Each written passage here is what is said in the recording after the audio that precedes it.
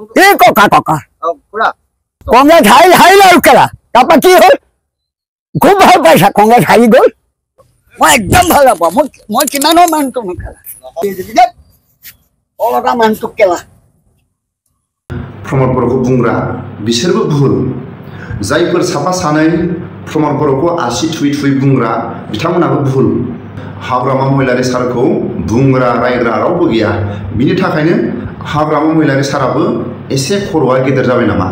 मइतो सदाय जियाय नाथाको जातिটো सदाय जियाय থাকিব লাগিব গতিকে জাতিয়ে কেনেকে জিয়াই থাকিব পাৰে মোৰ বৰ্তমানত অবৰ্তমানত কাৰণ ব্যক্তিটো ডাঙৰ নহয়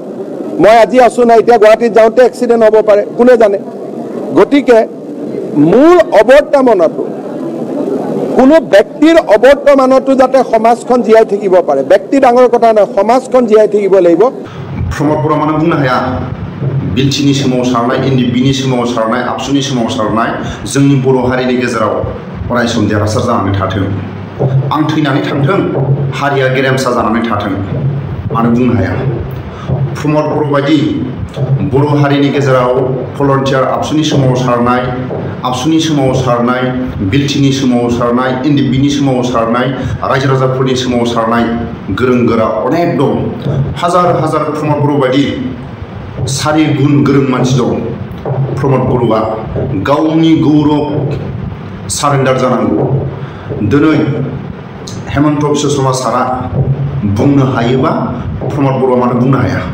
प्रमद बर'आ सारेन्डार जानांगौ जोंनि बर' हारिनि आबसुनि सोमावसारनाय भलन्टियार आबसुनि सोमावसारनाय बिलथिनि सोमावसारनाय एनडिबिनि सोमावसारनाय जेबो सन्मान होआखै आउट जानांगौ प्रमद बर'आ गावनि मासिनिफ्राय एक्सिडेन्ट হ'ব পাৰে কোনে জানে গতিকে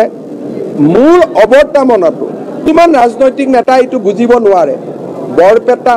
নলবাৰী ধুবুৰী গোৱালপাৰা ৰাইজে এই কথাবোৰ বেছিকৈ বুজিব পাৰিব ব্যক্তি ডাঙৰ কথা নহয় ব্যক্তি আহিব যাব কিন্তু জাতিটো জীয়াই থাকিব লাগিব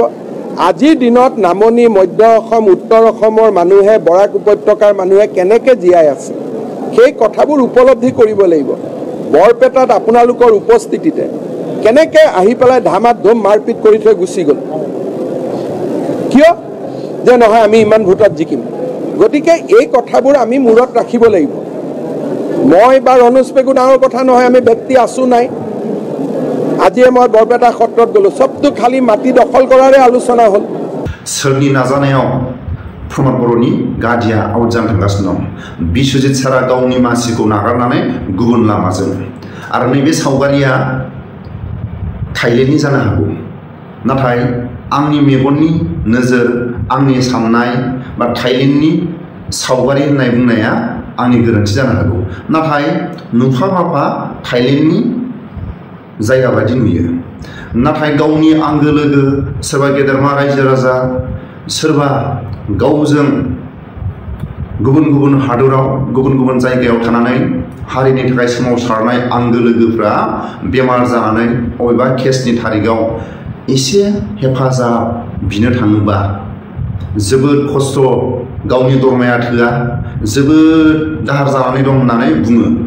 सोरबा गेदेरमा रायजो राजाफ्रा गावनि समाजनि थाखाय सोरबा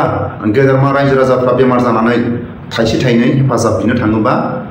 थाइसेबो गैया होननानै बुङो नाथाय रायजो राजाफोरखौ हेफाजाब होनो हाया गावनि आंगो लोगोफोरखौबो हेफाजाब होनो हाया आरो थाइलेण्डआव बेरायनो थाखाय बहानि फैसा बिटिआर एकर्डनि सिगां सोरबा सानजारा सोरबा गेदेरमा सावरायग्रा बिथांमोनाथ' थाइलेण्डआव थांफेराखै बिटिआर एकर्डनि उनाव जानांगौ नैबे सावगारिया थाइलेण्डनि नुफा माफा बहानि फैसा मोनखो थाइलेण्डआव थांनाय फैसाखौ खरसखौ गेदेरमा रायजो राजाफोरनो होयोबा गावनि आंगो लोगोफोरनि बेमार जानायाव होयोबा गेदेरमा रायजो राजाफोरनि माबा मोनसे समाजनि खामानियाव होनाय मोनबा माबा मोनसे सिन्थागौमोन थाइलेण्डआव थांदों थाइलेण्डआव थानानै सावगारि साफायजादों जोबोद मोजां सावगारि बा जोबोद बर' समाजनि गेजेराव नायनो मोजां सावगारि खालामबाय नङा होमबा समाजनि खामानि मावनानै होयोबा गावनि आंगो लोगोफोरनि केसनि थाखाय बेमारनि थाखाय हेफाजाब होयोबा जोबोद नाम थानाय नङा ৰাতি কিবা এটা শুনাটো বিশ্বাস কৰিব নালাগে ৰাতিপুৱাহে সঁচানা মিছা ৰাতিপুৱা নহয় ঘণ্টা হয় না নহয় সেইদিনাওতো চবে শুনিছিলে যে চেণ্ট্ৰেল মিনিষ্টাৰ অমুক হ'ব তমুক হ'ব লাষ্টতো হোৱাৰ সময়তহে গম পালে যে মন্ত্ৰী কোনি হ'ব এতিয়া কাক দোষ দিব তো অসমতো এইটো চলি আছে তো নিশ্চিতভাৱে মুখ্যমন্ত্ৰী ডাঙৰে ঘোষণা কৰি আছে যে তেখেতে মন্ত্ৰী সভা চাল চলনি কৰিব 15 আগষ্টৰ আশে পাশে তো সেইদিনাটোহে বিশ্বাস কৰিবা পিছে ৰাজ্য চৰকাৰৰ নতুন মন্ত্ৰীসভাৰ এগৰাকী মন্ত্ৰী যদি বড়ো জনগোষ্ঠীৰ তেন্তে বাকী দুগৰাকী হ'ব এগৰাকী বৰাক আৰু আনগৰাকী উজনিৰ ইয়াৰে বৰাকৰ নেতা কৃষ্ণেন্দু পালে মন্ত্ৰিত্ব লাভ কৰাটো এক প্ৰকাৰ নিশ্চিত পিছে কোন হ'ব পৰৱৰ্তী অসম বিধানসভাৰ অধ্যক্ষ ইয়াকে লৈ চৰ্চাত আছে প্ৰাক্তন অসম বিধানসভাৰ অধ্যক্ষ হিতেন্দ্ৰনাথ গোস্বামী আৰু বৰ্তমান ৰাজ্য চৰকাৰৰ অন্যতম মন্ত্ৰী চন্দ্ৰমোহন পাটোৱাৰী এই দুই বিজেপিৰ জ্যেষ্ঠ নেতাৰ কোনো এগৰাকীয়ে আসন সলনি কৰাৰ সম্ভাৱনা পৰৱৰ্তী অসম বিধানসভাৰ অধ্যক্ষ পদত ইয়াৰে মন্ত্ৰী চন্দ্ৰমোহন পাটোৱাৰীৰ আগত আছে হিতেন্দ্ৰনাথ গোস্বামী भिडिअनि फुटेजाव बुजिखाबाय प्रमद बर'नि गादिखौ सोर सेनो थांगासिनो प्रमद बर'नि मासिखौ सोर आजावनो थांगासिनो सोरनि दैदेननायाव जाय गेदेरमा बिश्वजित सार गावनि मासिनिफ्राय गुबुन लामाजों मानो दैथायहरखो सोरनि नाजानायाव फैबाय थानाय समाव बिटिसि इलेक्शनाव सोरनि आखायाव प्रमद बर'नि गादिया थांगासिनो प्रमद बर'खौ सानहर मोजां मोनग्रा प्रमद बर'नि आगदा आखि नोंथांमोना प्रमद बर'खौ बुंबा जोबोद दुखु मोनो दिनैनि समाव मा सानखो जाय गेदेरमा बिश्वजित सार गावनि मासिनिफ्राय गुबुन मासियाव बा गुबुन लामायाव मानो थाखाय सोरनिबा नाजानायाव मानो थाखाय गावनि बिबानखौ गावनि मासिखौ नागारनो थांगासिनो नोजोरा मा नाथाय जाय जोंनि बर'नि प्रमद बर'खौ ओरैबायदि मोजां मोनो ओरैबायदि जेरै बिफा उपेन ब्रह्मखौ जेरै सावगारिखौ सिबियो थिग प्रमद बर'खौबो बेबायदि साफा सानै जायफोर आगदा आखि थाग्रा बिथांमोना खिथु सुनानै होनोल' बाखि प्रमद बर'नि मोदोमाव थाव फुननानै होनो बाखि प्रमद बर'नि मोखाङाव क्रिम फुननानै होनो बाखि जोबोद प्रमद बर'नि आदार दाना प्रमद बर'नि दाना मोनजाग्राफ्रा जोबोद प्रमद बर'खौ बुंबानो दुखु मोनो नाथाय जोंनि बर'नि इउटुबार साफा सानै जायफोर गेदेरमा साफा सानै प्रमद बर'खौ बुंग्रा बिसोरबो भुल जायफोर साफा सानै प्रमद बर'खौ आसि थुयै थुयै बुंग्रा बिथांमोनाबो भुल हाग्रामा महिलारिखौ फंसेबो रायग्रा मानसि गैया प्रमद बर'खौल' सानहर साफा सानै गेदेरमाफ्रा रायो साफा सानै इउटुबारफ्रा प्रमद बर'खौ रायो नाथाय हाग्रामा महिलारि सारखौ बुंग्रा रायग्रा रावबो गैया बिनि थाखायनो हाग्रामा महिलारि साराबो एसे खर'आ गेदेर जाबाय नामा नाथाय आंनि बुंनाय आंनि खावलायनाय आंनि खोनाफा माफा खोनानायाव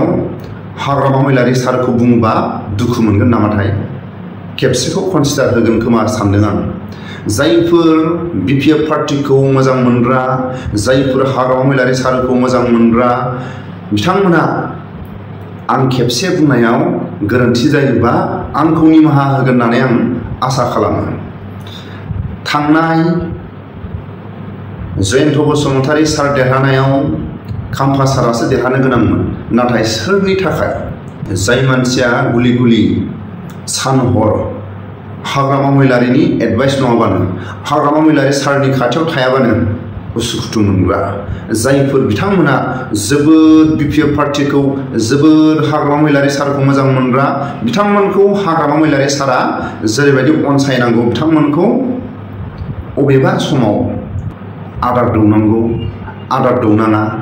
बेबायदि समखौ हाग्रामा महिलारि सारा सोरनिबा खोथा लानानै बा गावनि सानब्रेनायाव जाय मानसिखौ गुलि गुलि जाय मानसिया गुवार फिल्ड दं जाय मानसिया गावनि आंगो बिपिएफ पार्टिखौ मोजां मोननानै गावखौ मोजां मोननानै नांसोमग्रा रायजो राजाफोरखौ बरायसोमनो हाग्रा जाय गेदेरमा जायनि थाखाय जेननो गोनां जादों आं बिथांनि मुंखौ आं बुंला बिथाङा बिथांनि एगेन्स्टै सोरनिफ्राय आदार दाना लानानै खाम्फा सारखौ फेजेननो हाखो नाथाय खाम्फा सारा देरहानाया रोखा जायोमोन ओरैबायदि हाग्रामा महिलारि ओरैबायदि बिपिएफ पार्टी एकदम गोसोआ बिपिएफ पार्टी होननानै बुंबा बयनिफ्राय साबसिन हामसिन बिपिएफ पार्टीखौनो मोजां मोनग्रा बयनिफ्राय साबसिन हामसिन फोथायनानै गावजोंनो गुलि गुलि थाग्रा हाग्रामा महिलारि सारखौनो गावजों सान हर गुलि गुलि थाग्रा जेरैबायदि आदार दौनांगौ जेरैबायदि दाना दौनांगौ जेरैबायदि अनसायनांगौ बिथांमोनखौ अबेबा समाव बावगोमानानै थायो बिनि थाखायनो खाम्फा साराबो जेननो गोनां जाबाय जों दिनैनि समाव हाग्रामा महिलारि सारखौ बुङैनि थाखाय हाग्रामा महिलारि सारनि बावगोमानानै थानाय हाग्रामा महिलारि सारा गावनि आंगो लोगोफोरखौ गावनि फोथायसुलाफोरखौ अबेबा लामा ससेयाव बावगोमानानै थानायखौ जों बुङैयानो गोरोन्थि नामा दिनैनि समाव जों दिनै सोरबा हाग्रामा महिलारि सार सोरबा प्रमद बर' सार बिथांमोनखौ बुंनांगौना बुंनांला नाथाय बिस्वजित सारा बिटिसिनि सासे गेदेरमा प्रमद बर'नि मासिखौ लानो थांमारगोन नामा गावनि मासिनिफ्राय सोरनिबा लामा दिन्थिनायाव सोरनिबा नाजानायाव मानो थाखाय गावनि मासिनिफ्राय गुबुन लामायाव बा गुबुन लामाजों थाबायनो नाजाखो बे जोबोद जोंनि बर' हारिनि थाखाय साननो गोनां जोबोद फैबाय थानाय समाव बिटिसि इलेक्शनाव बिपिएफ पार्टीनि थाखाय जोबोद मोजां दावहाया फुटबल मेचआ इउपिपिएल आरो बिजेपि नोंथांमोनहा जाय प्रमद बर'खौ मोजां मोनग्रा जाय जोंनि बर'नि गोहो खुंथायखौ मोजां मोनग्रा नोंथांमोनहा बर'नि माखासे खुंथाय आरो पावारा सोरनि आखायाव जानो थांगासिनो दं नाथाय मोनसे बाथ्राखौ साननायाबो मोजां सिम्बुलाबो बिजेपि नाथाय दैदेनगिरिया बर'आनो जाय बिजेपिनि बेनारखौ लानानै बर'आनो दैदेनगिरि बर'आनो प्रमद बर'नि जायगायाव जानो थांगासिनो दं नाथाय अबे जायगानिफ्राय जाय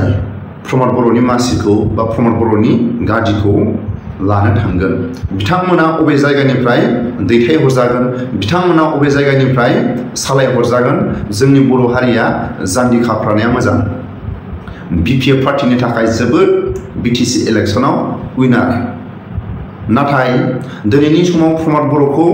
बुंबाय थानायनि थाखाय रायजो राजाफ्रा जोबोद दुखु मोनो हाग्रामा महिलारि सारखौ बुङैनि थाखाय रायजो राजाफ्रा दुखु मोनो नामा जों दिनै हाग्रामा महिलारि सारखौ बुंनो बायध'था जानानै फैबाय गावनि हर सान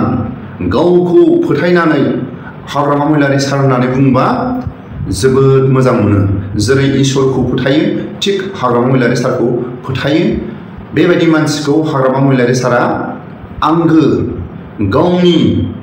आंगो लोगो होननानै फोथायो नाथाय लामा ससेयाव आदारखौ माबायदि दौनांगौ दानाखौ माबायदि दौनांगौ नाथाय आदारखौ गुबुन फख्रियाव होनांगौखौ गुबुन फख्रियावसो आदारखौ गारनानै होनायाव गोरोन्थि जादों नामा आंनि बुंनायाव गोरोन्थिफोर जादोंबा आंनि माहा बियो जाय बिस्वजित सार सोरनि थाखाय गुबुन नोजोर सोरनि थाखाय गावनि मासिखौ नागारनानै गुबुन लामाजों सोरनि थाखाय हाय प्रमद बर'नि मासिया सोरनि नोजोराव सोरनि नाजानायाव जोंनि बर'नि गेदेरमा प्रमद बर' सारनि मासिखौ मानो थाखाय एसेबां नोजोर सोरनि नोजोराव सोरनि नाजानायाव जोबोद दुखुनांथाव हाग्रामा महिलारि सारा जोबोद गोरलैयै बिटिसि इलेक्शनाव देरहानो थांगासिनो दं सिन्था दाखालाम बिपिएफ पार्टीनि आंगो रायजो राजा जायफोर बिपिएफ पार्टीखौ मोजां मोनग्रा गेदेरमा दैदेनगिरि जोबोद बिपिएफ पार्टीनि थाखाय मोजां बिस्वजित सारखौ सोरनि नाजानायाव प्रमद बर'नि मासिया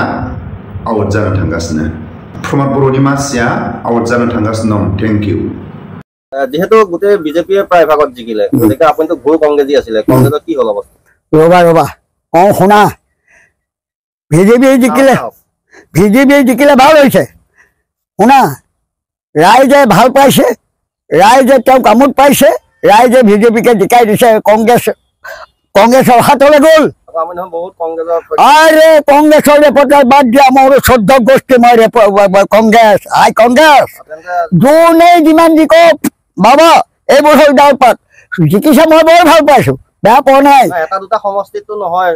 আৰে অল ভাৰতবৰ্ষত বুজিছো মই ৰবা অল ভাৰতত জিকিছে 50 চলক ক'ৰ পৰা জিকিছে ৰাইজে দিছে কাৰণে জিকিছে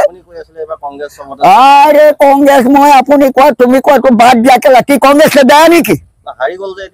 হাৰিলে তাৰপৰা কি হ'ল বেয়া পাই ভোট নিদিলে হাৰে এইটো আছেই ইয়াত বহুত কণ্ডিশ্যন চলি আছে তোমালোকে জানা বুদ্ধি বহুত চলি আছে তথাপিতো পদম ফুল জিকিছে মোদী জিকিছে ভাল পাইছো পৰ্দা চলাব আৰু যেই জিকিব সি পৰ্দা চলাব কংগ্ৰেছ মই চিঞৰা নাৰায় কেলা মোৰ 14 গোষ্ঠী আই কংগ্ৰেছ ভাত স্বাধীন কোনে কৰিছিলে হ'বলৈ দিয়া তোমালোকৰ জয় জয় বয় বয় বিজেপি হওক তাৰপৰা কি হ'ল কি কৰিব লাগে মন কৰিবলগীয়া কি আপুনি যে কৈ আছে মই অকলে কৈছো না বিশ্বই কৈ আছে বিশ্বই কৈ আছে আৰে কংগ্ৰেছ হাৰি গ'ল তাৰপৰা কি হানি পৰিলে ভাল পাইছা খেলা কংগ্ৰেছ হোৱাৰ পৰা নাই লগা এক মন দেখিলে দুখ নকৰো কি ভাল কথা কৰো দুখ কৰিবলৈ কংগ্ৰেছ হাৰিলে আৰু বিজেপি জিকিল আৰু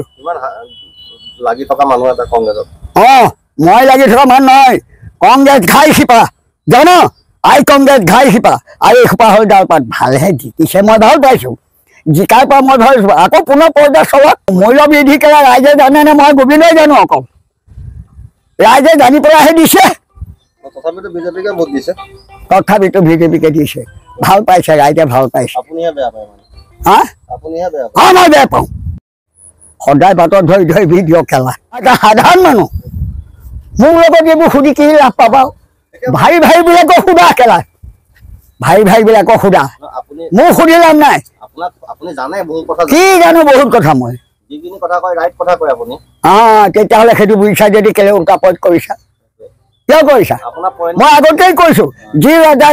ৰজা তাৰে পৰ্দা সি কেলে পৰ্দা চলাবই লাগিব ইমানতো যে ৰাইজে ভোট দিছে ভাল পাইছো ধন্যবাদ মই সবাই ধন্যবাদ দিছো এইবোৰ নাপাতিবা মোৰ লগত কি ককা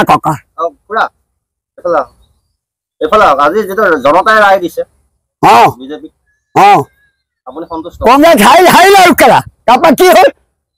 খুব ভাল পাইছা কংগ্ৰেছ হাৰি গ'ল খুব ভাল পাইছা সেইটোলে আহা খেলা